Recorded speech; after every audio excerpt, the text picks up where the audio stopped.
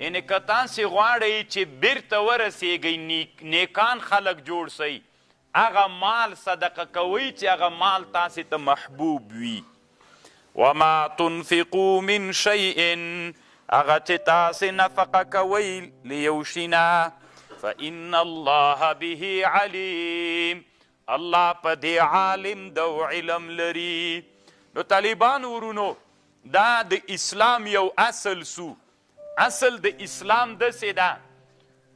کوم شی چې تا ته ډېر محبوب وي نفقه به له هغه نه کوې کوم شی چې تا ته ډېر محبوب شی و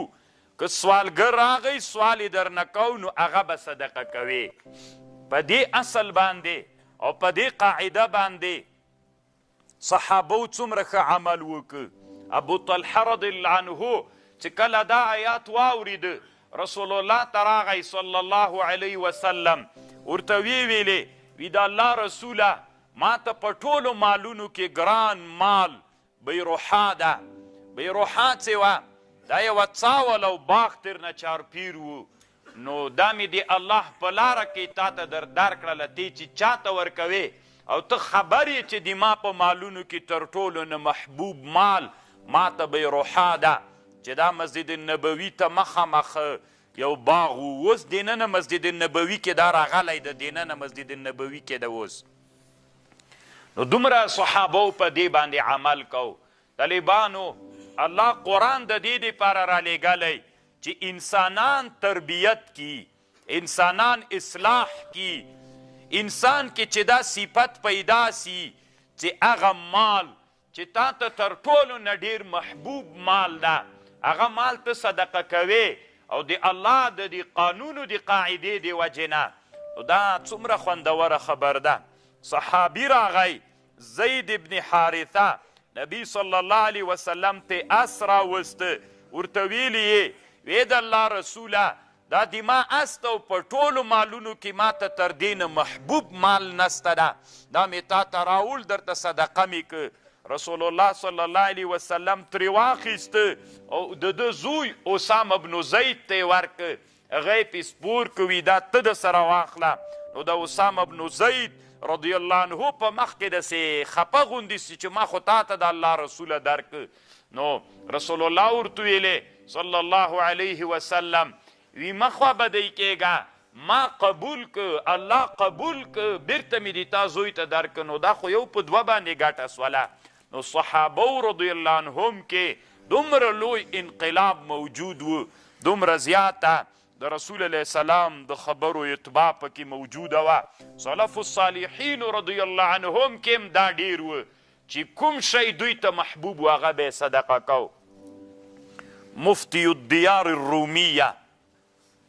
اسماعیل الحقی البروسی دلته تفسیر روح البیان کې لیکي و یو سړی و ربیع نومیده یعنی دا عادت بیا په سلف الصالحینو کې هم راغی نن طالبانو ورونو چې تاسې خبر سئ خلک چې زکات ورکوي په دکان کې چې کوم مال پاتې سي نه چلیږي نو هغه زکات کې ورکوي په بازار کې نه خرچیږي نو وی راځم دا به زکات کې ورکې نو الله عز وجل سره چل کوي خیانت کوي طالبانو ورونو او الله عز وجل ویل لن تنالوا البر حتی تنفقوا تر دې چې تاسې نفقه وکئ مما له هغه مال نه چې هغه مال تاسې محبوب بلی نو ربیع چې و فالج مرض وهلی و فالج مرض وهلی و نو بیا یو سایلو سوالګر ورته راغی سوالګر چې ورته راغی د ده دروازې ته ودرېده هر وخت به چې راغی دی فلج سوی و نو چې سوال به یې وکړه نو ربیع به ورته ویلې دې خپلوانو ته چې د ما تر ټولو نه چې ډېره راته محبوب و سکر یعنی خواږه ډېر راته محبوب و دا بوره یا مثلا د هغې زمانې بورې چې وې که نه دا خو اوس زمانه د 1000 کاله مخکې خو دا سکر څه شی و خو خواږه دي چې څه رقم خواږه به و دنیا خو په خوږو کې ورځ تر بله سیستم بدلیږي نو ورته ویلې وی خواږه ورکوئ ځکه د ما خواږه ډېر ما ته خواږه محبوب دی باید هغه شی زه صدقه کم چې ما ته محبوب وي او له دې آیات نه به استدلال کو لن تنالوا البر حتى تنفقوا مما تحبون یو ورځ راغلله دی خو مریضم و فلج وهلی و چرګ ته یې زړه سوی و 40 ورځې دا نفس ورته ویلې چې چرګ دې خوړلی وای ډېرې شوق ورته راتله د بیرته ویلې نه یې خورم بس داسې مقابله 40مه ورځ تې سوله خپلې ښځې ته یې ویلې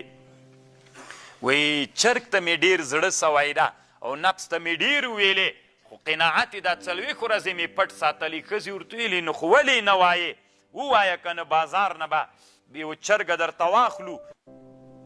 په 1 روپۍ او په 2 دانقو باندې یې یوه چرګه ورته واخیستله وایي چې د بازار نه راوړله نو ده ته یې کباب کړله او ډوډۍ م ورسره کېښودلې وه نور دا چکنیانې مکنیانې م ورسره ولې څنګه چې ورته کېښودله طالبانو اوس دې ته ګورئ انسانان داسې تربیت سوي ول اسلامي امت السلف الصالحین داسې تربیت سوي و دروازه وټکېدله کله چې دروازه وټکېدله وایي څوک د وي سوالګر ده نو ده ورته ویلې یو شی وروړه دې ښځې ته ویلې وي دا چرګ وروړه لکه لن تنالو البر د شرع قاعده دا سوه چې کوم شی ته محبوب ګڼي هغه به ورکوې نو ده ورته ویلې دا چرګ وروړه نو ښځې ورته ویلې چې خیر ده څومره ډېره ستړې دې پې تېره سوله 40 ورځې کېږي چې تا د چرګ ته اراده کړې وه اوس چې هغه ته روینه بې ښځې قناعت ورکړه چې ښه داسې چل به وکړو 2 روپۍ قیمت سوی ده وبدرهمین وبدرهمین ودانقین هغه ورکړې بیا وایي ښځه یې راوړه نو داسې ورته کېښودلې درهم و دانقین هم کېښودلې او پو چرګ یې ورته کېښوده چې دواړه یې کېښودل ورته نو ښځې ورته ویلې زه به دا چرګ دا روپۍ وروړمه کېښودل اول خو یې ورسره ومنله چې کېښوده بیا یې ورته ویلې چې نه دواړه وروړه هم روپۍ وروړه هم چرګ وروړه ځکه نبی علیه السلام وایي هغه شی صدقه کوي چې تاسې ته محبوب ول داسې انسانان باید داسې که موږ په د انسانانو باندې کار وکړو دا تزکیه د نفس د طالبانو موږ په انسانانو کار وکړو د انسانانو کې دومره ایثار پیدا سي بیا به طالبانو دا دنیا خپله جوړیږي دا دنیا خپله یو هدف ته رسیږي انسانان بیا طالبانو دا دنیا کار به ځتې جوړ سو نو الله عز وجل دې موږ هم داسې تربیت کی چې لن تنالوا البر حتی تنفقوا مما تحبون بیا طالبانو دا روح البیان مولا چې دا ډېر بحث په تزکیه د نفس باندې کوي خپل تفسیر کې نو بیا شعر راوړی فارسی باندې دل به دست آور حج اکبر است دل به دست آور حج اکبر است د یو چا زړه لاس ته راوړه دا حج اکبر ده عوامو مولایانو وایي حج اکبر پسې ګرځي د یو چا زړه لاس ته راوړه دا حج اکبر ده از هزاران کعبه یک دل بهتر است له 1000 وارو کعبو ته د کعبې ته تګ نه دا بهتر ده چې د یو انسان مسلمان زړه لاس ته راوړي کعبه بنیاد خلیل آذر است کعبه چې دا جوړه کړې خلیل د آذر زوی جوړه کړې خو دل نظرگاه جلیل اکبر است زړه چې دا نظرگاه دیدگاه هغه څوک د زړه ته ګوري چې هغه دا دل نظرگاه جلیل اکبر است د الله ده نو الله دې طالبانو مونږ دې ته تابع وګرځئ چې د انسانانو زړونو باندې کار وکړو طالبانو ورونو تاسې دې ته فکر وي کله کله انسانان دې ته مغرور سي چې زه والا په زور دا کار وکړم طالبانو په زور نه کیږي انسانان باید د زړونو له لاسه مات سي زړونه د انسانانو لاس ته راوړي کعبه بنیاد خلیل آذر است دل نظرگاه جلیل اکبر است څومره طالبانو خوندوره نو الله عز وجل دې مونږ او تاسې دغسې انسانان جوړ کړي الله دې مونږ ته په قرآن عمل